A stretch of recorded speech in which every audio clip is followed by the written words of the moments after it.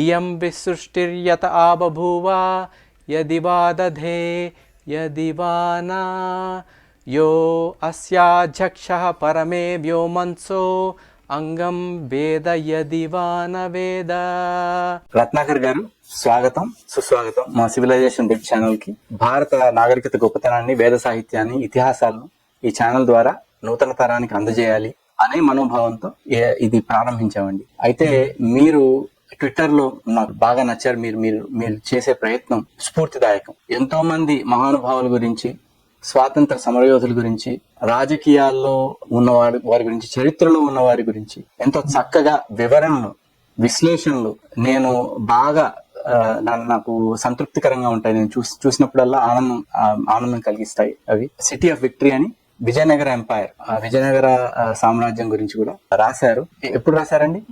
2016 లో రాశాను, కానీ పబ్లిష్ అయింది 2019, almost like 5-6 years back. Nice. అయితే ఎందుకు ప్రారంభించారు ఈ ట్విట్టర్ థ్రెడ్స్? ఏంటి కథా కమామిషి ఏంటి? మీ ఇంట్రెస్ట్ ఏంటి? నాకు ట్విట్టర్ ముందు కూడా నాకంటే హిస్టరీ అనేది ఇంట్రెస్ట్ ఉంది. చిన్నప్పటి నుంచి ఇంట్రెస్ట్ ఉంది నాకు. సో రెగ్యులర్ స్కూల్ స్టడీస్ లో కూడా నేను యూస్ టు ఇప్పుడు హిస్టరీ ఎందుకు ఒక రకమైన ఇంట్రెస్ట్ ఉండేది. అంటే అది కొంచెం స్టార్ట్ అయింది అమెరికా చిత్రకథ లాంటి కామిక్స్ తోటి, తర్వాత బుక్స్ గురించి. So it was like fascinating to read about emperors, Kings and all that. So ఆ ఇంట్రెస్ట్ అలా క్యారీ అవుతా ఉంది చిన్నప్పటి నుంచి. ట్విట్టర్ ముందు కూడా యూస్ టు రైట్. నేను కొన్ని పోర్టల్స్ మీద రాసేవాడిని. పోర్టల్స్ లైక్ Bology.com అండ్ నోట్షెట్ అని కొన్ని పోర్టల్స్ ఉండేవి. సో వాటి మీద కూడా రాసేవాడిని హిస్టరీ మీద. కాకపోతే అంత ఇండెప్త్ గా కాదు, జస్ట్ ఏదో నాకు తెలిసినంత వరకు. But I use to keep writing. అదే నాకు తెలిసినంత వరకు I use to keep sharing and writing on Indian history. And కాకపోతే నాకు వరల్డ్ హిస్టరీ కూడా interest. Like for example world రెండో ప్రపంచ యుద్ధం కానీ, or Israel history or European history, అది కూడా ఇంట్రెస్ట్. కాకపోతే ఏంటంటే of course naturally being in Indian, నాకు లైక్ ఆబ్వియస్లీ ఇంట్రెస్ట్ ఉంటుంది బీయింగ్ ఇండియన్ హిస్టరీ. కానీ నేను స్టార్ట్ అవ్వక ముందు I just casually started posting some history threads.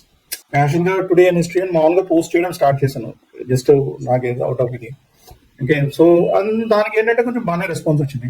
Then కొంచెం ఏంటంటే I started posting bit on Indian historical persons. So Indian history persons మీద అంటే అప్పుడు then I started getting a feedback కి ఎప్పుడు we never heard about these persons, లేకపోతే మాకు ఇది అయిందని తెలియదే అని చాలా రెస్పాన్సెస్ వచ్చేది. సో అది that was a motivation for me to start studying on my self. So నేను ఓన్ గా వాటి మీద రీసెర్చ్ అంటే వాటి గురించి చదివి then I started sharing more. And ఎందుకంటే ఇండియన్ హిస్టరీలోని చాలా so many events, not just kings and all, even on scientist also. For example doctor Yellapragada Subbarao garu ఉన్నారు, very famous doctor who actually came up with a cure for cancer. Methotrexate and he came up with a cure for cancer, and he invented many miracle drugs. కానీ ఆయన గురించి medical students తప్ప చాలా మందికి తెలియదు. ఆయన చేసిన వర్క్ గురించి అన్లెస్ యువర్ మెడికల్ ప్రొఫెషన్ చాలా మంది తెలియదు. ఓకే, ఇండియన్ ఫ్రీడమ్ మూవ్మెంట్ మీద ఇప్పుడు for example there was something called naval ratings mutiny, one of the main reasons for the British to leave India. కానీ దాని గురించి కూడా అంత తెలియదు. So I fell that there was some gap. So I just started filling in that gap. హిస్టరీలో కూడా ఏం if you take the dynasties for example homes or Vijayanagara empire and all that, and వాటి గురించి కూడా చాలా మందికి అంత పర్టికులర్ ఐడియా లేదు. సో దాని మీద ఎక్స్ప్లోర్ చేయడం స్టార్ట్ చేశాను. అండ్ 2014 లో I started this blog of mine, history and of it. అంటే basically like trying to explore the history and Indian history from different angles. So అది చేసినప్పుడు అండ్ దెన్ నేను ఫస్ట్ ఇనిషియల్ గా ఏంటంటే Vijayanagara empire మీద start చేశాను, just like series of articles లాగా. And that was actually the basis for my book. అది చేసినప్పుడు then I started discovering more about great personalities. అంటే some are very famous like Rana Pratap or Shivaji or Netaji Subhash Chandra Bose. వీళ్ళందరూ బాగా famous, అంటే they are somewhat well known. కానీ అలా they are people are not so well known also. So అది ఇలా dig చేసినప్పుడు it is like I found out there so many people whose life stories need to be told. I mean, they might be freedom fighters, they might be revolutionaries, they might be scientists, they might be writers. కానీ each there are so many stories in Indian history that need to be shared, and that చాలా మందికి idea లేదు. So then I started sharing on matter. So it was like a two-way process in that case. చాలా సంతోషం అండి. అయితే స్వాతంత్ర దినోత్సవం వస్తుంది ఆగస్టు 15th. ఆ దినోత్సవ నేపథ్యంలో స్వాతంత్ర ఉద్యమం గురించి కూడా రాశారు. చాలా మంది స్వాతంత్ర యోధుల గురించి కూడా రాశారు. అయితే తెలుగు స్వాతంత్ర యోధులపై మనం ప్రత్యేక దృష్టి ఎందుకు పెట్టాలి, ఎవరెవరి గురించి మనం తెలుసుకోవాలి, చెప్పగలుగుతారా? కొన్ని రీజన్స్ ఉన్నాయి. ఒకటి ఏంటంటే నేను తెలుగు కాబట్టి నేచురల్ గా మన వైపు ఫ్రీడమ్ మూవ్మెంట్ ఎవరెవరు ఫైట్ చేశారో ఇది ఉంటుంది. సెకండ్ మెయిన్ రీజన్ ఏంటంటే చాలా మందికి ఐడియా లేదు తెలుగు మనలో కూడా ఫ్రీడమ్ ఫైటర్స్ ఉన్నారని. ఇప్పుడు చాలా మంది ఫ్రీడమ్ ఫైటర్స్ అంటే నేతాజీ సుభాష్ చంద్రబోస్ అంటారు, లేకపోతే గాంధీ అంటారు, లేకపోతే నెహ్రూ అంటారు, లేకపోతే ఎవరు సర్దార్ పటేల్ అంటారు, ఇది అంటారు. కానీ మన తెలుగు రాష్ట్రాల్లో కూడా చాలా మంది ఫ్రీడమ్ ఫైటర్స్ ఉన్నారు. అల్లూరి సీతారామరాజు ఫర్ ఎగ్జాంపుల్, అల్లూరి సీతారామరాజు, టంగుటూరి ప్రకాశం పంతులు గారు, కన్నగంటి హనుమంతు, ఉయ్యలవాడ నరసింహారెడ్డి, దుగ్గిరాల గోపాలకృష్ణమూర్తి, మన తెలుగు దాంట్లో కూడా చాలా మంది ఫ్రీడమ్ ఫైటర్స్ ఉన్నారు.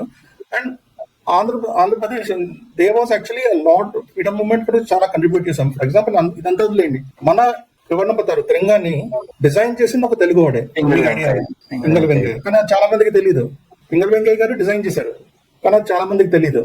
ఆయనకు అవకాశం ఎలా దొరికిందండి? ఆయన ఈ was follower of Gandhi and all, so he used to design the flag. ఇలా ఫ్లాగ్ డిజైన్ చేసినప్పుడు అప్పుడు ప్రెజెంట్ చేశారు మహాత్మా గాంధీకి ప్రెజెంట్ చేస్తే అప్పుడు ఓన్లీ ఫస్ట్ టూ కలర్స్ ఉండేవి, సాఫ్రన్ గ్రీన్. సాఫ్రన్ గ్రీన్ అంటే ఓన్లీ 2 కలర్స్ ఉండేవి, పైన సాఫ్రన్ కాషాయం, కిందేమో పసుపు పచ్చ గ్రీన్. గాంధీ గారు ఏం చెప్పారంటే మధ్యలో వైట్ కూడా యాడ్ చేయండి అని. మధ్యలో వైట్ కూడా యాడ్ చేయండి. ఆయన అంటే ఫస్ట్ ఒరిజినల్ ఫ్లాగ్ ఏంటంటే కాషాయం అంటే రినౌన్సియేషన్, అంటే త్యాగం, రినౌన్సియేషన్, దానికి దీనిలాగా. గ్రీన్ అంటే సాయిల్, ఫర్టైల్ సాయిల్, మన ఇది గ్రీన్ సాయిల్ ది. ఈ 2 ఫ్లాగ్స్ పెట్టారు పింగళ వెంకయ్య గారు. ఆయన గాంధీకి ప్రెసెంట్ చేసినప్పుడు గాంధీ గారు ఏమో సజెషన్ ఇచ్చారు, సరే మధ్యలో పీస్, శాంతి, వీటి కోసం మీరు మధ్యలో వైట్ కూడా యాడ్ చేయండి అని. అండ్ ఇనిషియల్ గా ఏంటంటే దాని యాక్చువల్ గా చర్కా ఉండేది ఆ మధ్యలో, వైట్ దీంట్లో చర్కా ఉండేది. తర్వాత అడాప్ట్ చేసినప్పుడు చర్కా బదులు అశోక్ చక్రం పెట్టారు అక్కడ. సో ఆయన ఫస్ట్ ఈ presented the Congress session first ఆయన డిజైన్ చేసి present flag name Congress session లో ప్రెసెంట్ చేశారు.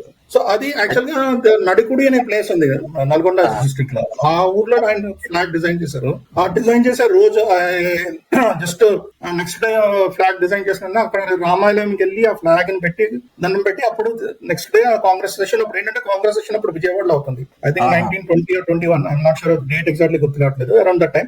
అప్పుడు కాంగ్రెస్ సెషన్ విజయవాడలో అవుతుంది. సో ఈయన నెక్స్ట్ డే విజయవాడకి వెళ్ళి అప్పుడు ఈ ఫ్లాగ్ ప్రెసెంట్ చేశారు అందరి ముందు. సో అప్పుడు they were impress, Congress party was they were impressed by the design and they adopted the flag. అప్పటికి ఇంకా గాంధీ ప్రెసిడెంట్ అయ్యారండి 1921. I think so. I think he was president or something. నాకు exactly I mean not exactly year గుర్తు రావట్లేదు, but that time Gandhi was presiding here. 1919 లో వచ్చి Simon go back కదండి, around 1990 Simon go back అండి. అచ్చా. సో ఆ ప్రేరణ కావచ్చు, గాంధీ గారు అప్పుడే వచ్చినట్టున్నారు. గాంధీ గారు వచ్చి తర్వాత నాయకులు కాదనుకుంటాను అప్పుడు. I think it was mostly Tilak.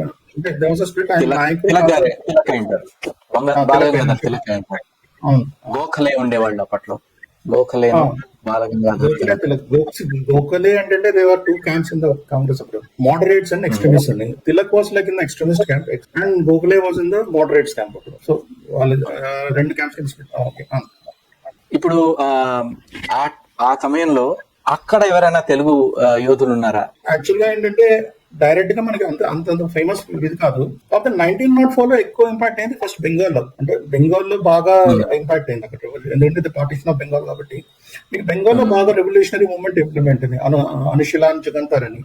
So ఆ టైం అప్పుడు మన తెలుగు సైడ్ లో కొంతమంది ఇన్ఫ్లుయెన్స్ అయ్యారు దీనికి అంటే అంత ప్రామినెంట్ అవ్వలేదు. కానీ దట్ టైం ఏంటంటే like people like Alluri Sitaramaraju గారు ఒకరు, Tanguturi Prakasam, they were all influenced in different ways అనమాట. కాకపోతే నాట్ డైరెక్ట్లీ. అప్పుడు 1905 లో mostly it was Bengal that played a very prominent role in the freedom movement because indirectly affected.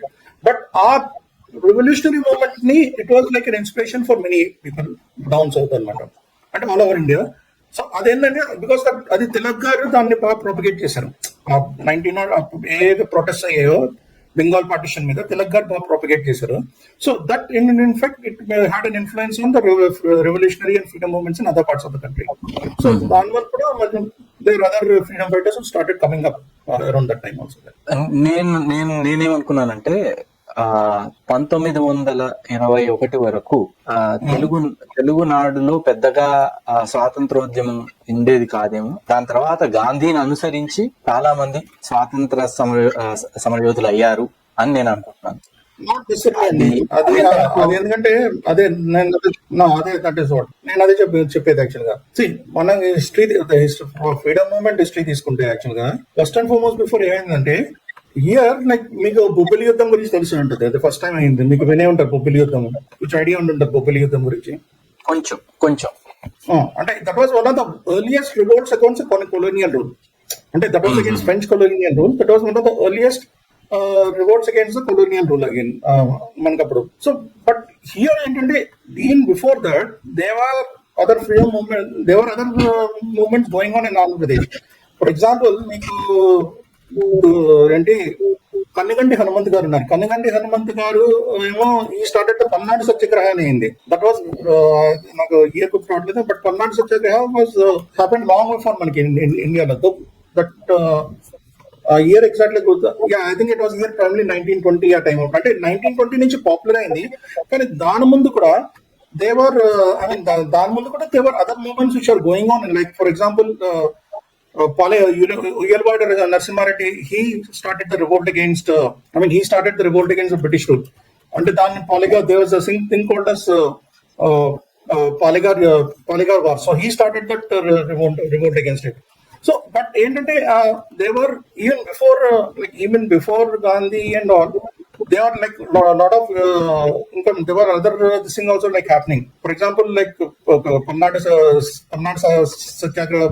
Satyagraha okati, then Chirala Parala Satyagraha okati. So it was not necessarily that Gandhi garu ochindi. Maybe the people are influenced by Gandhi, but even before that, there are people who are influenced by Tilak also. So అది రెండు side నుంచి అయింది. నేను అనడము స్థానియంగా కావచ్చు, తిరుగుబాట్లు స్థానియంగా కావచ్చు. కాకపోతే అంటే మీరు ఉద్దేశం పాన్ ఇండియాలో అంటున్నారా మీరు? పాన్ ఇండియా, హలో, పాన్ ఇండియాలో I don't honestly. Okay fine, I got your point. Pan ఇండియాలో అంత పాన్ ఇండియా లెవెల్కి వెళ్ళలేదు, ఎందుకంటే most of the revolt was mostly confined to Andhra Pradesh.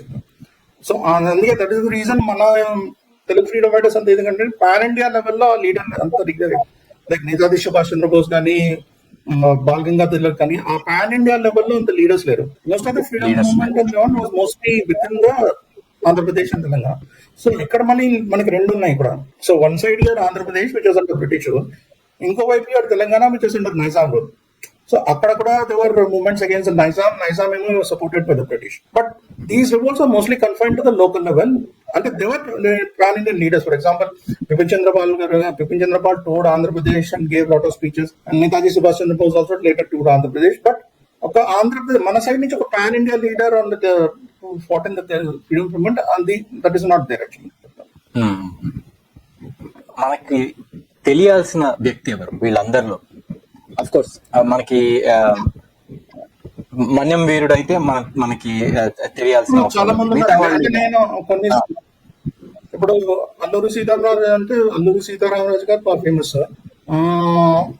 And ఇంకా ఉన్నారు కన్నిగంటి హనుమంతు, పల్నాడు సత్యాగ్రహ, దుగ్గిరాల గోపాలకృష్ణ గారు, దెన్ ఈ ఫాట్ ఇన్ ఇది చీరాల పేరాల సత్యాగ్రహ, ఆంధ్రరత్నం పిలుస్తారు, Tanguturi Prakasam Pantulu.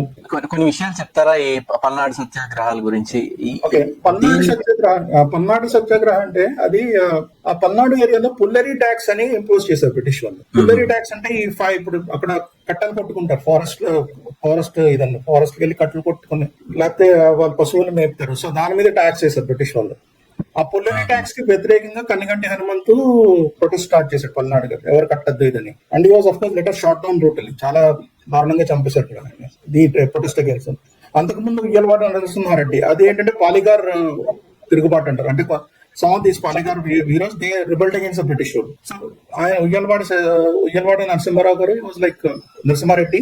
He was one of those who led the revolt in Andhra Pradesh and predominantly in Rayalaseema area. తర్వాత చీరాల పేరన్న సత్యాగ్రహ అదే ఆంధ్రరత్న దుగ్గిరాల గోపాలకృష్ణ గారు లీడ్ చేసింది. సో ఈయన ఇయర్ వాట్ ఇట్ వాజ్ ఆయన ఏం చేశాడు అప్పుడు ఏంటంటే చీరాల పేరాలని రెండు సెపరేట్ టౌన్స్ గా ఉండేది. అదేంటంటే బ్రిటిష్ వాళ్ళకి ఎడ్యుకేషన్ రెండింటిని కలిపి ఒకటే టౌన్ కింద చేద్దామని. కాకపోతే అది చేస్తే టాక్సేషన్ పెరుగుతుందని దాని మీద రెసిడెంట్స్ అందరూ చాలా ప్రొటెస్ట్ చేశారు. And that protest was led by Duggirala Gopalakrishna గారు. ఆయనకి రామదండు అని ఉండేది సెపరేట్ గా, which use to like kind of volunteer force ఇది. ఓకే, ఇది కాకుండా దాని టంగుటూరు ప్రకాశం పంతులు గారు, ఆయన ఎప్పుడంటే వాజ్ వెరీ యాక్టివ్. ఆంధ్రకేసరి అని పేరు కూడా ఉంది దానికి. So he's like somewhat more of well known personality in the freedom movement. Okay, ఇది ఈయనకు. తర్వాత ఇది కాకుండా like then the sum of people like Kasinathan Viswanathan, I mean Kasinathan Nageswararao గారు. ఈ was also active freedom fighter against British. Amrutanjan పైన చేసిన ఆయన, మీకు అమృతాంజన్ బ్రాండ్ తెలిసే ఉంటుంది. ఈ was founder of the Amrutanjan brand. తర్వాత పింగళి వెంకయ్య గారు మీకు తెలిసే ఉంటారు. భోగరాజ్ పట్టాభి సీతారామయ్య, ఇతను he wrote book about history of Congress and తర్వాత ఈ లేటర్ ఫౌండెడ్ ఆంధ్ర బ్యాంక్ ఆయనకులు. తర్వాత తెలంగాణలో కూడా తెలంగాణ కూడా సైడ్ తెలంగాణలో ఏంటంటే అటు బ్రిటిష్ వాళ్ళ మీద నైజాం మీద ఇద్దరి మీద పోరాడారు వాళ్ళు. ఫర్ ఎగ్జాంపుల్ మన ఫార్మర్ ప్రెసిడెంట్ ఉన్నారు పివి నరసింహారావు గారు, అంటే ఎవ్రీబడి నోస్ పివి నరసింహారావు గారు. He also fought against Nizam. He was one of the first persons to hoist the national flag in Osmania university. అప్పుడు నేషనల్ ఫ్లాగ్ ని బ్యాన్ చేశారు నైజాం. అప్పుడు నైజాం పాలన ఉన్నప్పుడు నేషనల్ ఫ్లాగ్ హాయిస్ట్ చేయకూడదని బ్యాన్ చేశారు. పివి నరసింహారావు గారు as a student, he went and hoisted the flag in Usmania University first time, and he was also underground for some time, and that is one very prominent example. అంటే PV Narasimha Rao గారు చెప్పండి. ఏం లేదు, ఇది నేను నల్గొండలో రామానంద తీర్థ అని చెప్పి రామానంద తీర్థ, రైట్, రామానంద తీర్థ చెప్పండి. రామానంద తీర్థ గారు is actually Marathi. His name is Venkatesh Kedikar or something. ఆయన యాక్చువల్గా ఈజ్ ఫ్రమ్ ఉస్మానాబాద్. అక్కడ నుంచి హైదరాబాద్ మైగ్రేట్ అయ్యారు. అండ్ తర్వాత ఏంటంటే సన్యాసం పుచ్చుకున్న తర్వాత he became Ramananda Tirtha. And he led the struggle against the Nizam. He was like one of the most prominent voices against the Nizam.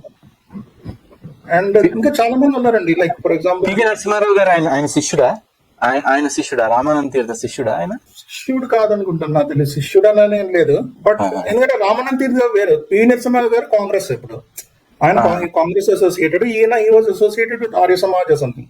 ఎందుకంటే నైజాం మీద చేసింది రెండు ప్రామినెంట్ గా చేసింది కమ్యూనిస్ట్, ఆర్య సమాజ్ వాళ్ళు, కాంగ్రెస్ పార్టీ. ఈ మూడు నైజాం మీద ఎక్కువ ఇచ్చేసింది. అండ్ ఇంకా సో మెనీ అదర్ పీపుల్. ఇంకా నేను నేను చెప్పింది కొంతమంది, ఇంకా చాలా మంది ఉన్నారు యాక్చువల్గా. అండ్ కొమరం భీమ్ తన ట్రైబల్ రివోల్ట్ స్టార్ట్ చేసింది. పేరు విని ఉంటారు. చాలా కథలు ఉన్నాయి కొమరం భీముడి గురించి. ఏదో మంత్రాలు చదివేవాడని, భయపడేవాళ్ళని నిజాం సైనికులు వాళ్ళు అటు అడవుల్లోకి వెళ్ళడానికి. అదేంటే కొంచెం ఫిక్షన్ అండి. అంటే ఏంటంటే he was from the tribal area. So ఆయన ఏంటంటే హీ యాక్చువల్లీ వేస్ స్ట్రగల్ అనమాట. Mostly in the Telangana forest లో తను స్ట్రగల్ ఫేస్ చేశాడు అగైన్స్ట్ నైజాం రూల్ ఇది అనుకుంటా. సో కాకపోతే ఏంటంటే వాళ్ళు ట్రైబల్ ఇది కాబట్టి వాళ్ళు కొంచెం ఇవన్నీ యాడ్ చేస్తారు, ఈ మిత్స్ అని. ఇది చేసేవాడు మిత్స్ అని యాడ్ చేస్తారని. But I don't think that is not exactly proved. ఆయనకి ఏదో విగ్రహం ఉందని అక్కడికి వెళ్ళి పూజలు చేస్తారని ఈ రోజుకి ఏదో నేను విన్నాను. ఆ విగ్రహం అయితే ఉంది. అదే జోడేఘాట్ అనే ప్లేస్ ఉంది ఆదిలాబాద్ డిస్ట్రిక్ట్ లో. Jodeghat was a place where he was they killed, finally killed by the Britishers. ఆ ప్లేస్ లో హీ వాజ్ కిల్డ్ అనమాట. సో ఆ place it's like kind of, అది ఈ గోండ్ ట్రైబల్స్ అలాగే చుట్టుపక్కల ట్రైబల్స్ చాలా మంది వెళ్తారు అక్కడికి ఎవ్రీ ఇయర్. అదే అక్టోబర్ లో అమావాస్య నాడు, ఆ టైం ఇప్పుడు అంటే దే బిలీవ్ దట్ హీ ఆ రోజు చనిపోయాడని. సో ఆ రోజు many people visit that particular memorial. అక్కడ చిన్న మెమోరియల్ కూడా ఉంది ఆయనకి, కొమరం భీమ్కి, జోడేఘాట్ అనే ప్లేస్. అయితే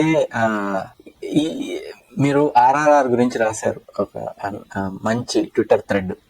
నేను ఒక వీడియో చేశాను దాని గురించే. మీకు దానిలో ఆర్ఆర్ఆర్ లో నచ్చిన అంశాలు ఏంటి? ఫస్ట్ థింగ్ ఫస్ట్ అండి, అదే completely fictional story. Correct, very very it's fictional story. So నేను అది హిస్టారికల్ గానే ఎక్స్పెక్ట్, ఎందుకంటే no it's completely fictional story. కాకపోతే as a movie it appeal to me, ఎందుకంటే దట్ రిలేషన్షిప్ బిట్వీన్ భీమ్ అంటే Alluri Seetharaman friendship, though it was fictional, అది that way it was depicted. తర్వాత వాళ్ళిద్దరి మధ్య విడిపోవడం, మళ్ళీ కలవడం, and that part and of course అంటే the emotional part was very good. నాకు ఫేవరెట్ సీక్వెన్స్, నాకు బాగా నచ్చిన ఫేవరెట్ సీక్వెన్స్ ఏంటంటే ఆ కొమరం భీముడు సాంగ్ సీక్వెన్స్. అది నిజంగా ఒక రకమైన జోష్ ఇస్తుంది. నేను I think maybe you might have read one of my Twitter threads on Komaram Bheemudu song. మీరు చదివే ఉంటారు. ఆ సాంగ్ ఎందుకంటే ఆ లిరిక్స్ ఒక చాలా బ్యూటిఫుల్ గా ఎక్స్ప్లెయిన్ చేస్తాయి, చాలా బాగా ఎక్స్ప్లెయిన్ చేస్తాయి లిరిక్స్ అన్ని. అంటే ఆదివాసీలకి వాళ్ళకి ఆ ఫారెస్ట్ కి వాళ్ళకున్న సంబంధం, వాళ్ళు ఎందుకు ఆ ఫారెస్ట్ గురించి అంత ఇది అవుతారో, అది ఏంటంటే వాళ్ళకున్న బాండింగ్, ఆ లిరిక్స్ చాలా బ్యూటిఫుల్ గా ఎక్స్ప్లెయిన్ చేశాయి. సో అందుకే నాకు that is like my favourite song in the movie. నేను అందుకే దాని గురించి అంటే థ్రెడ్ కూడా రాశాను. ఎందుకంటే నాకు లిరిక్స్ విన్నప్పుడల్లా, సాంగ్ చూసినప్పుడల్లా ఐ ఫీల్ దట్ జోష్. So in that movie that is my favourite part in the movie. చెప్పాలి. ఇంకో విషయం నేను కొన్ని గమనించానండి. కొన్ని ఘటనలు ఎక్కడి నుంచి తీసుకున్నారంటే, ఇప్పుడు ఆ పోలీస్ స్టేషన్ ఇది ఉంది కదా, చోరీ చోరా ఇన్సిడెంట్ మీద బేస్ చేసుకుని అది చేసినట్టుంది. మళ్ళా దానిలో దెబ్బలు తింటాడు కదా ఏమో అతను. అది నాకు ఆయన పేరు పంజాబ్ కేసరి ఉన్నారు ఒక ఆయన చనిపోయారు, దెబ్బలు చనిపోయారు. అవి కొన్ని వాటిని గుర్తు చేస్తూ ఉన్నట్టు అనిపించాయి. అంటే ఆయన సమ్ రిఫరెన్సెస్ అదే కొన్ని పెట్టారు రెఫరెన్సెస్, ఇది దానికి అంటే ఆ స్టోరీకి కొంచెం పెట్టారు. చాలా చక్కగా. ఇక్కడ నేను వెళ్ళానండి, శాన్ ఫ్రాన్సిస్కో వెళ్ళాను ఆ మూవీ ప్లే అవుతున్నప్పుడు. అక్కడ జనాలు అసలు చాలా మంది ఫారినర్స్ కూడా వచ్చి చూస్తున్నారు అనమాట దాన్ని, ఆ పర్టికులర్ మూవీని. వాళ్ళకందరికీ అది it's really good movie. And also మనకి ఆస్కర్ కూడా it won an Oscar as well. Telugu movie winning an Oscar is a big deal. ఇప్పుడు ఏదన్నా ఆస్కర్ విన్ అయింది అంటే మనం చాలా తక్కువ. అలాంటి వాటిల్లో మనకు తెలుగు పాట, తెలుగు మొత్తం తెలుగు పాటే, దానిలో అన్ని తెలుగు పదాలే. తెలుగు పాట మీకు ఇంకోటి ఏంటంటే అది కూడా ఏంటంటే దాంట్లో ఉన్న పదాలన్నీ మన తెలుగు రూరల్ లైఫ్, మన పల్లెటూరులో ఉన్న సీన్స్ కి కానీ దీనికి కానీ ఆల్ ఆర్ సంబంధించింది. అది మీరు ఒక థ్రెడ్ చదివి ఉంటారు, దాని మీద సాంగ్ మీద రాసిన ఒక థ్రెడ్, నాట్ సాంగ్ థ్రెడ్. చాలా మంది ఏది నాటు అంటున్నారు, ఏం లేదంటున్నారు.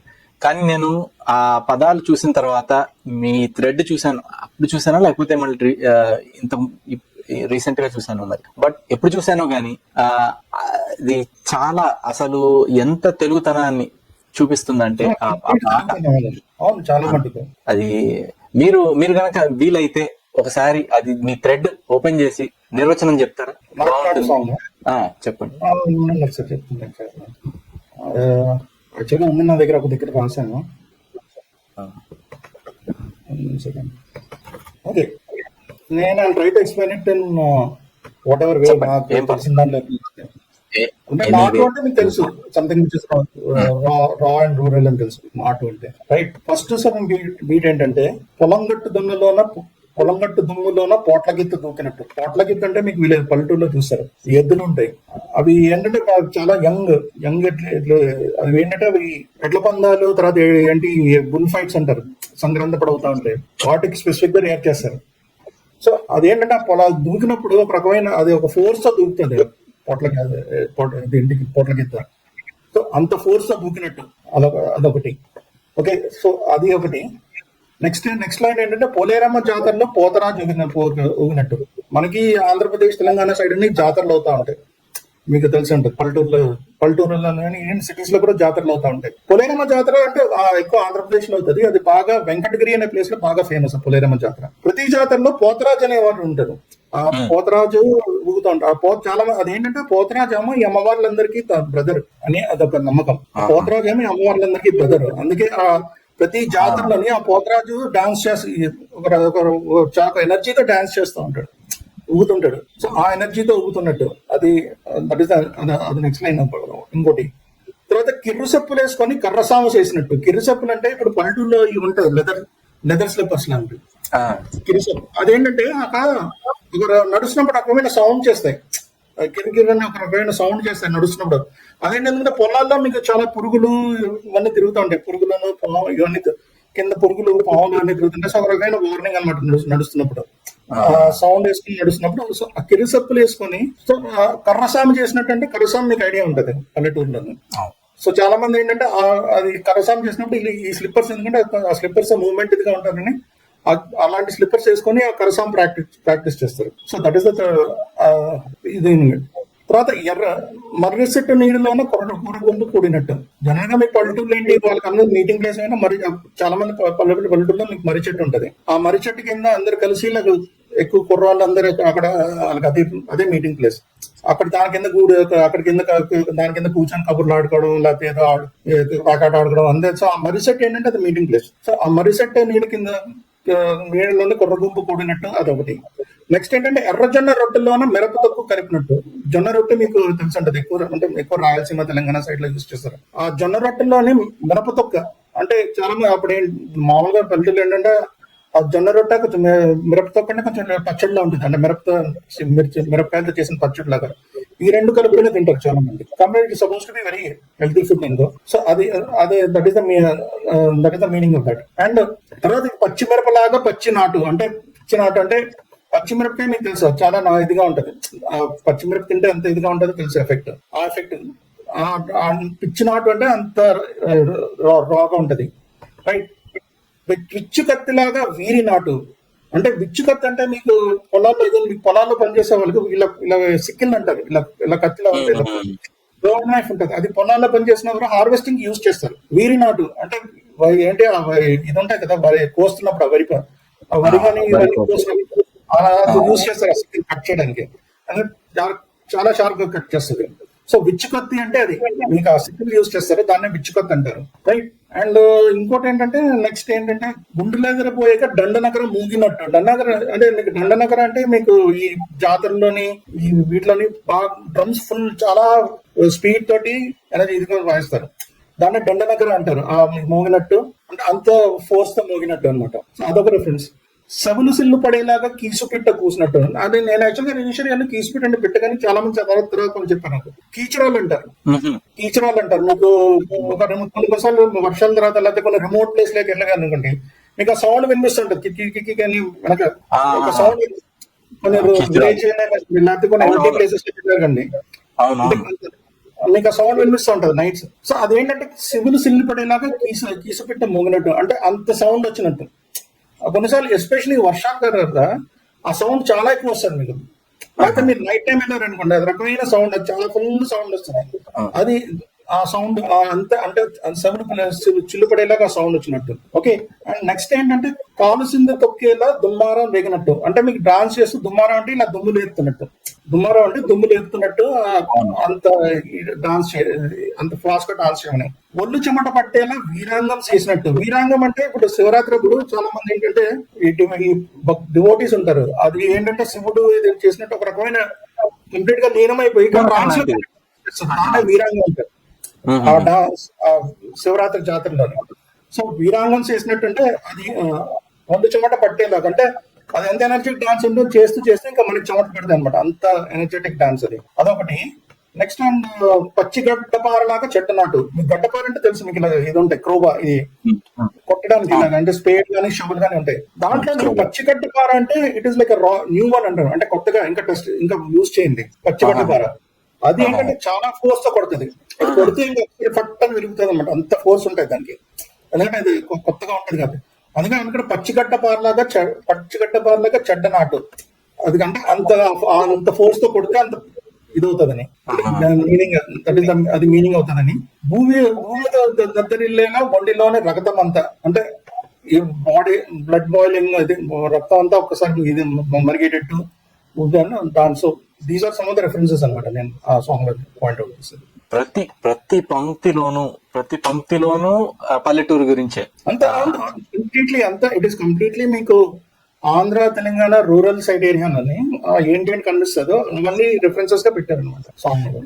నేను నల్గొండలో 4 ఏళ్ళు ఇంజనీరింగ్ చేశాను. ఇట్లాంటివి నాకు ఇప్పుడు కీచురాళ్ళు, అప్పుడు రాత్రిపూట వెళ్ళేటప్పుడు ఆడ కీచురాళ్ళు చాలా చాలా గట్టిగా వినపడేది. దాని తర్వాత ఇవన్నీ కూడా కొన్ని వింటూ ఉంటాయి కూడా చాలా. అసలు ఇంత తెలుగు పాట ఆస్కర్ విన్ అయింది అంటే మన చాలా గర్వకారణం మనకి. 10 మందికి చెప్పుకోవాలి. ఇది చాలా మంది ఏం చేస్తున్నారంటే ఇదేదో ఆస్కర్ వెళ్ళి వీళ్ళేదో ఇది చేశారని, వాళ్ళకి ఎవరికో మాట. నేను అదే అలాంటి కామెంట్లు వినే నేను ఈ పాట ఆ పాట మీద రాశాను. ఇలాంటి కామెంట్లు వినే ఈ పాట మీద ఇచ్చేసి రాశాను. అంతే. నైస్. ఒక విషయం మిమ్మల్ని అడగాలని ఉంది నాకు. మేము మ్యూజియం వెళ్ళాం, ఇది సాలార్జంగ్ మ్యూజియం. ఇది ఏ స్థితిలో అయితే 10 ఏళ్ల క్రితం ఉందో, 20 ఏళ్ల క్రితం నేను వెళ్ళినప్పుడు, మొదటిసారి వెళ్ళినప్పుడు అదే స్థితి అంటే ఇంకా అన్ని ఎగ్జిబిట్స్ అన్ని కూడా పాడైపోయినవి అవే ఉన్నాయి. చూస్తుంటే చాలా బాధేసింది ఈ సాలార్జంగ్ మ్యూజియం. అలాంటిది ఎందుకు ఇది అమరావతి వెళ్ళాం, విజయవాడ అమరావతి వెళ్ళినప్పుడు అక్కడ ఒక చిన్న ప్లేస్ లో ఈ అమరావతి కొన్ని ఉన్నాయన్నమాట. శిల్పాలు అంటే అవి చెక్కినవి ఉన్నాయి కొన్ని. లండన్ లో బ్రిటిష్ మ్యూజియం లో ఒక మొత్తం పెద్ద ఎగ్జిబిట్, ఎట్లా అంటే ఒక 10 ఫీట్ 10-15 ఫీట్ ఎగ్జిబిట్ అంతా కూడా అమరావతి అండి. అసలు అంతా ఎత్తుకుపోయారు వాళ్ళు.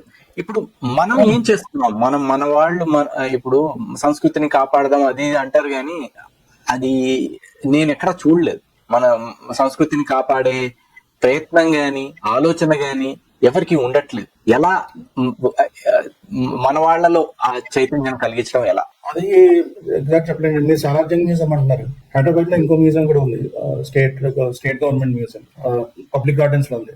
అక్కడైతే ఇంకా దారుణంగా ఉంది సిచ్యువేషన్. అవేవో ఇక్కడక్కడ పడేసి ఉన్నాయి, అంత ఆర్టిఫాక్ట్స్ అంతా దుమ్ము పట్టుకుపోయి అసలు దేవాసం ప్రెషియస్ ఆర్టిఫాక్ట్. ప్రాబ్లం ఏంటంటే మనకి చాలా మందికి ఇది లేదు, ఎవరు ఏంటి మ్యూజియంకి వెళ్ళాలి చూడాలని ఇది లేదు చాలా మందికి. ఏమంతా చూస్తాం లేదు చాలా మంది. సాలార్జంగ్ మ్యూజియం ఏదో కొంచెం ఫేమస్ కాబట్టి వెళ్తారు, కాబట్టి మిగతా మ్యూజియంస్ అసలు అది కూడా వెళ్ళరు జనాలు. సో ఆ జనాలు రాకపోయినప్పుడు ఏమన్నా జనాలు పెద్దగా రాకపోయినప్పుడు ఆ మ్యూజియం అథారిటీస్ కూడా ఏంటో మోటివేషన్ ఉండదు. ఏ జనాలు రావట్లేదు, మెయింటైన్ చేసినప్పుడు. సాలార్జంగ్ మ్యూజియం ఒకటే కదా, ఇండియాలో ఏ మ్యూజియంకి వెళ్ళినా అదే. In fact the very old museum. నేను కోల్కతాలో మ్యూజియం వెళ్ళాను, అంటే చెన్నైలో మ్యూజియంకి వెళ్ళాను. అక్కడ కూడా సేమ్ స్టోరీ. మంచి ఆర్టిఫాక్ట్స్ ఉన్నాయి, మెయింటెనెన్స్ లేదు, సంబంధం లేదు. ఎవరు ఇంకేంటంటే ఎవరు చూడలేదు మనకెందుకని, వాళ్ళు ఏదో ఇంకేదో నెలకు జీతం దొరుకుతుందని వాళ్ళు చేస్తూ ఉంటారు. వచ్చేవాళ్ళు కూడా ఏదో చూస్తూ ఉంటారు. ఇంకా it's like fail. Maybe only thing ఏంటంటే నాకు అది వన్ వే మేబీ ఏంటంటే encourage more visits from school level నుంచి take students to these museums. ఇప్పుడు స్కూల్స్ లో ఉన్నాయి, స్కూల్ లెవెల్లోని they need to take the students to these museums కొంచెం ఎక్స్ప్లెయిన్ చేసేవాళ్ళు. కాకపోతే దానికి ఏంటంటే కొంచెం సరైన ఎక్స్ప్లెయిన్ చేసేవాళ్ళు ఉండాలండి. నేను చాలా ప్లేసెస్కి వెళ్ళాను ఇండియాలోని, అక్కడ గైడ్స్ ఉంటారు కానీ గైడ్స్ కి ఏమో అసలు అక్కడ ప్లేస్ హిస్టరీ తెలియదు, హెరిటేజ్ తెలియదు, ఏదో కథలన్నీ చెప్తా ఉంటారు, అసలు దీనికి దానికి సంబంధం ఉండదు. అదేంటంటే maybe I think we don't treat that history or heritage seriously. ఇప్పుడు యూఎస్ తీసుకోండి, మీకు యూఎస్ కి అసలు హిస్టరీ అంటూ లేదు, అమెరికాకి కలిగే వాళ్ళు హిస్టరీ అంటూ లేదు. కాకపోతే if you go to the museums, each one of the museum, నేను స్మిత్సోనియన్, నాట్ జస్ట్ స్మిత్సోనియన్ అంటే దట్స్ వెరీ ఫేమస్. మామూలు స్మిత్సోనియన్ అంటే okay, that's in different league. But నేను ఏంటంటే యూఎస్ లో కొన్ని చిన్న మ్యూజియంస్ కూడా వెళ్ళాను. Some of the smaller museums also. They are also well maintained. So అదేంటంటే మీకు ఇంటెంట్ ఉండాలి. ఇంటెంట్ ఉన్నట్లు ఏమనంటే మేము మనది పూర్ కంట్రీ, మనకి ఎందుకు ఇది అని చూసేస్తారు. కానీ వియట్నాం ఇలాంటివన్నీ కూడా పూర్ కంట్రీస్ అన్నారు. అవును, మనకున్నంత చరిత్ర చాలా మంది తక్కువ ప్రదేశాలకి మనకు తక్కువ ఉంది. We don't have the respect on heritage అండి. మ్యూజియంసే కాదు, మనం ఏంటి మాన్యుమెంట్స్ కి వెళ్తే అక్కడ అంతా చెత్త పడేస్తాము. అది ఆ మాన్యుమెంట్స్ మన విభాగాలను చూసుకోము. కాకపోతే గోడల మీద కోటలు ఏంటి ఆ ఫోర్ట్ వాల్స్ ఉంటాయి, వాటి మీద గీస్తాము. అసలు ఏం ఒక అక్కడే చెత్త పడేస్తాము, అక్కడే చేస్తాము. అది ఏంటంటే యూరినల్ గా యూజ్ చేస్తాము, పిల్లర్స్ మీద వాడతాము. ఏంటంటే we don't respect our own heritage అండి. అది maybe government okay, we can educate them and all. ఇప్పుడు ఇది మన హెరిటేజ్, ఇది మన హెరిటేజ్ అని చెప్పుకున్నాము, ఇది మన హిస్టరీ అని చెప్పుకోలేం. కానీ ఆ respect and all that should come from within, అంటే from government side or maybe people side. That is one and where we can do. But that ప్రజల నుంచి కూడా రావాలి, ఆ ఇంటెంట్ ప్రజల నుంచి కూడా రావాలి.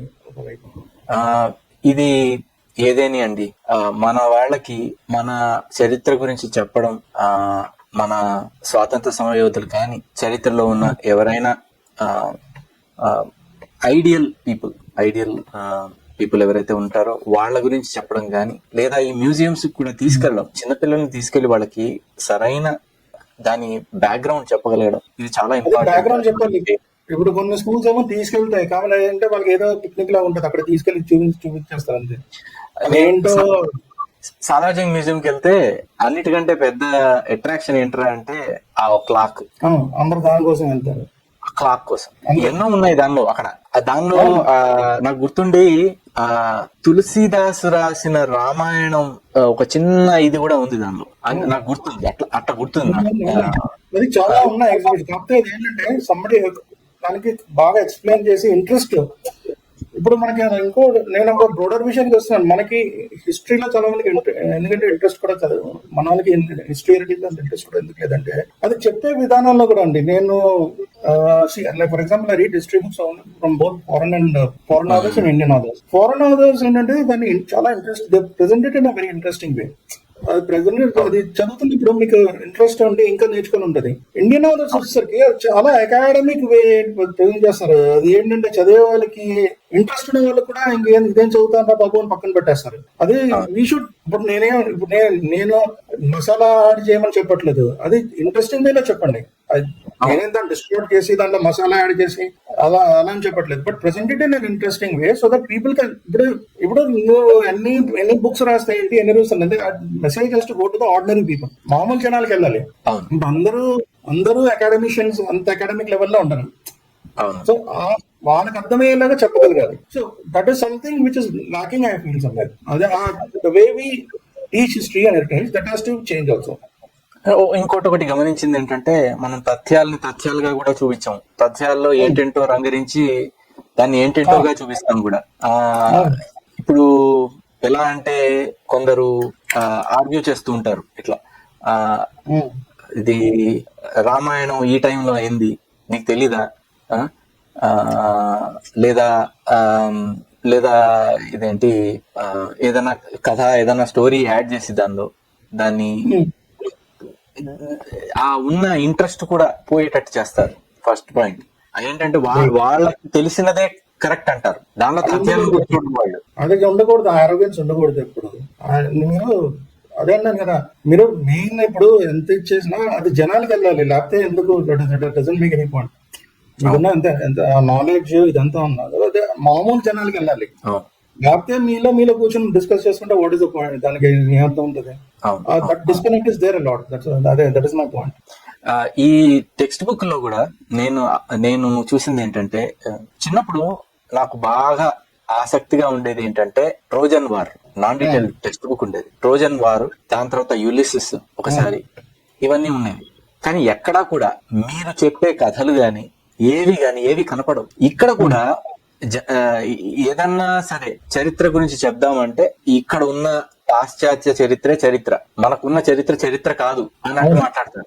ఇప్పుడు ఎంతమంది గొప్ప వాళ్ళు లేరు మన దగ్గర. నేను అనేది వాళ్ళు ఎక్కువ చేసి చెప్పడం కాదు, ఎక్కువ చేసి చెప్పక్కర్లేదు. ఇప్పుడు మనమేమి దాన్ని ఏంటి ఒకదాన్ని ఇన్వెంట్ చేయడం గానీ మనకి జెన్యూన్ అచీవ్మెంట్స్ ఉన్నాయి. నేను ఒకటి చెప్తానండి, నేను రాజులు యుద్ధాలు అవన్నీ పక్కన పెట్టండి, రాజులు యుద్ధాలు ఇలాంటివన్నీ పక్కన పెట్టండి. మన సైన్స్ లోనే అచీవ్మెంట్స్ ఉన్నాయి, అవి ప్రొటెక్ట్ చేయరు. ఎందుకంటే ఇప్పుడు Kerala school of astronomy mathematics, అది చాలా మందికి తెలియదు. దాంట్లో some of the concepts are used by western mathematicians, దాని గురించి స్టడీ లేదు. రీసెంట్ టైమ్స్ లోని లైక్ ఫర్ ఎగ్జాంపుల్ మీకు డాక్టర్ యల్లప్రగడ సుబ్బారావు గారి గురించి చెప్పాను. ఎంతమందికి తెలుసు ఆయన గురించి? ఆయన చేసిన work it is worth of Nobel prize. ఎందుకంటే అందరూ అలెగ్జాండర్ ఫ్లెమింగ్ అంటారు, రొనాల్డ్ రస్క్ అంటారు, ఈయన చేసిన work is equivalent to what they have done, right? Or GN Ramachandran, again he did excellent work in chemistry. ఆయన గురించి రేడియో అంటే అందరూ మార్కోని అంటారు, కానీ ఆ రేడియో కాన్సెప్ట్ ఫస్ట్ కనుక్కున్నది, కనుక్కొని ఎక్స్పెరిమెంట్ చేస్తే జగదీష్ చంద్ర బోస్. అది చాలా మందికి తెలియదు. బోసాన్స్ అనే ఆర్టికల్స్ ఉన్నాయి ఫిజిక్స్ లో, bosons and Satyendranath Bose. Again, not many people know about his contribution. మన ఇలాంటివి కూడా చెప్పకపోతే ఇంకెందుకు, this is like missing. And kings and kingdoms and all that is a different topic. మన ఏంటంటే ఇప్పుడు థింగ్ ఇస్ మన స్టోరీస్ మనం చెప్పకపోతే why will other people be interested? మన కథలు మనం చెప్పుకోను ముందు. తర్వాత మన కథలు మనం చెప్పుకుంటే బయట మిగతా వాళ్ళకి ఇంట్రెస్ట్ ఉంటుంది. మన కథలు మనం చెప్పకపోతే మిగతా వాళ్ళకి ఎందుకు చెప్తారండి మన కథలు? మన కథలు మనం చెప్పొచ్చు, కానీ మీరు అన్నట్టుగా ఆ కథలను కూడా చాలా ఇంట్రెస్టింగ్ గా చెప్పగలగాలి. ఇంట్రెస్టింగ్ గా చెప్పాలి. అవును. ఇప్పుడు నేను ఒక చిన్న చెప్తానండి, ఎంత ఇంట్రెస్టింగ్ గా చేస్తారంటే, నేను ఇప్పుడు ఏంటి రెడ్వుడ్ ట్రీ ఇది ఉందండి ఇక్కడ శాన్ ఫ్రాన్సిస్కో దగ్గర. రెడ్వుడ్ అక్కడికి వెళ్తే ఒక పాత్ వే ఉంటుంది, దాన్ని ఓషన్ వ్యూ కి వెళ్లే పాత్ వే అని ఉంటుంది. అక్కడ వెళ్తే ఏం ఉండదు మళ్ళా, కాకపోతే ప్రతిదాన్ని ఒక ఇంట్రెస్టింగ్ ఆస్పెక్ట్ లో చూపించారు. అదే చాలా మంది అదే అన్నారు, ఆ స్టోన్ ఏజ్ లో ఏముండదు, దాన్ని ఎందుకంత ఇచ్చేస్తారు, కొన్ని రాళ్ళు ఉంటాయి, అది ఎందుకు అంతే రాళ్ళు తీసుకొచ్చి పోగెట్టారు అంతే అక్కడ. మరి మనకి కైలాస్ టెంపుల్ చూడండి, దట్స్ యాక్చువల్లీ వండర్. వెళ్ళారండి కైలాస్ టెంపుల్, దట్స్ వండర్. ఎందుకంటే ఎంటైర్ టెంపుల్ ని పైనుంచి కింద వరకు చెక్ చేయరు. దానికి it was build from reverse, అంటే చాలా మంది కింద నుంచి పైకి పైనుంచి కింద కట్టారు, అది ప్రొజెక్ట్ చేయరు. లేకపోతే తంజావూరు, చాలా మంది తెలియదు, ఇప్పుడు తంజావూరు బృహదీశ్వర టెంపుల్ ఉంది, దానిపైన ఒక 1 ton రాక్ ఉంది. అప్పుడే యూస్ ఇంజనీరింగ్ టెక్నిక్ ర్యాంప్ ఒకటి కట్టి అది ఆ రాక్ ఏనుగుల చేత అక్కడ వరకు తీసుకెళ్ళించారు. అలాంటివి ప్రొజెక్ట్ చేస్తే అప్పుడు జనాలకు కూడా ఇంట్రెస్ట్ ఉంటుంది, అది అలాంటివి ప్రొజెక్ట్ చేయాలి. ఇంకోటి, మనం ఫర్ ఎగ్జాంపుల్ బిల్డింగ్స్ ఉన్నాయండి, నేను ఒకటి చాలా గమనించాను ఏంటంటే, ఇక్కడ బిల్డింగ్స్ కట్టారనుకోండి, ఏవైతే ఫేమస్ అవుతాయి అంటే విక్టోరియన్ హౌసెస్ కానీ, ఆ టైం పీరియడ్ ఉన్న హౌసెస్ అలాంటివి ఫేమస్ అవుతాయి. అక్కడ ఒక ఇప్పుడు గూగుల్ లాంటిదే ఒక కంపెనీ ఉందండి, ఈ రిలయన్స్ ఉంది, వాళ్ళు ఒక బిల్డింగ్ కట్టారు. బిల్డింగ్ గుడిలా కడితే ఏం తప్పేమిటి? అలాంటివి చేయాలి.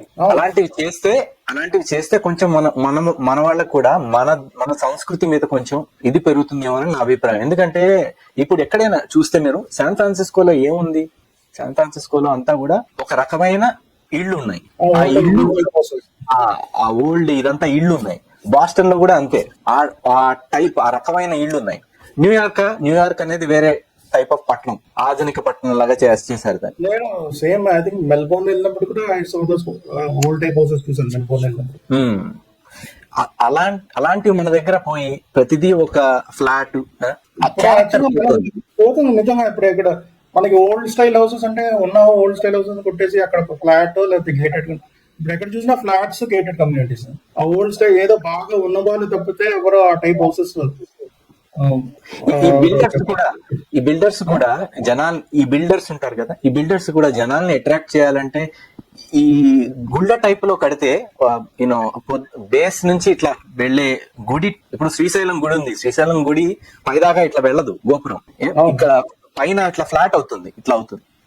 ఇప్పుడు క్యోటో ఉంది, జపాన్ లో, క్యోటోలో ఈ టెంపుల్ స్ట్రక్చర్స్ బట్టి బిల్డింగ్స్ కూడా అలానే కడతారు అక్కడ. సో దాని వల్ల కొంచెం ఏమన్నా నేనేమనుకోవడం ఏంటంటే, భారతదేశం ఆ టైప్ కూడా కాదు. ఇంకోటి కూడా చెప్తానండి, మన ఓల్డ్ టైప్ హౌసెస్ ఉన్నాయి పల్లెటూరులో కానీ ఊర్లో కానీ. అదే యాక్చువల్ గా ఆ టైప్ హౌసెస్ చూసుకుంటే lot of scientific principles involved in the constructions. ఇప్పుడు మన హౌసెస్ లోని మధ్యలో ఓపెన్ గా వదిలేసేవాళ్ళు,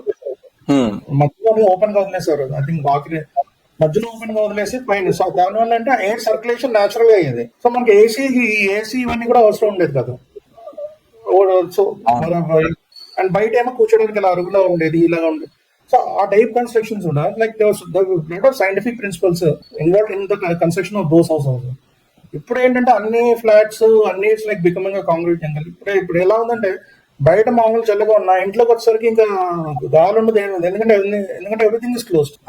ఎయిర్ సర్క్యులేషన్ ఉండట్లేదు, ఎవ్రీథింగ్ ఇస్ క్లోజ్డ్. ఏమంటే ఇంకా కావాలంటే ఇంకా ఏసీ ఆన్ చేస్తాం, ఇంకేం air circulation, natural air circulation ఎక్కడ ఉండాలి? నేచురల్ కావాలంటే బయటకు వెళ్ళాలి అంతే. సో అది కూడా I mean there are some principles ఉండాలి. I think maybe we need to start re-examining those principles. Maybe houses కాకపోయినా at least some public places, for example maybe ఒక స్కూల్ కానీ అలాంటి మేబీ సమ్ ఆఫీస్ బిల్డింగ్ అని అలాంటి principles పెట్టుకుంటే that is going to give a Boost to this kind of designs ఉండవు. సరే, negatives వదిలేయండి, పాజిటివ్స్ మాట్లాడదాం. నూతన తరానికి ఏమన్నా ఆసక్తి కలుగుతుందా వీటి మీద?